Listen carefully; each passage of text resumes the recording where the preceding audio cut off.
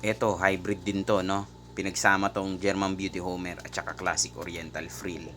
Second generation to na hybrid. Tapos ito, second generation din. Hybrid din to ng Classic Oriental Frill at saka JBH.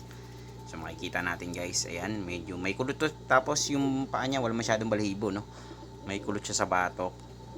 So silang dalawa guys, ang iti-testing natin, pang third generation din. So medyo tatagal yung fourth generation natin, no. So ito muna. Susubukan natin yung ibang mga second gen natin na sila yung pagpaparisin natin. So titignan lang naman natin kung ano magiging resulta. So ang kinakailangan kasi natin yung windshield magkaroon ng pamumula. Kagaya nito, ayan oh. Kasi ito dilute kasi ito eh. Ayan, may pamumula konting-konti lang. Pero tignan natin kung ano magiging resulta kapag nakapagpabuga na sila. So third generation pa rin ang ilalabas niyan. Susubukan natin sa susunod.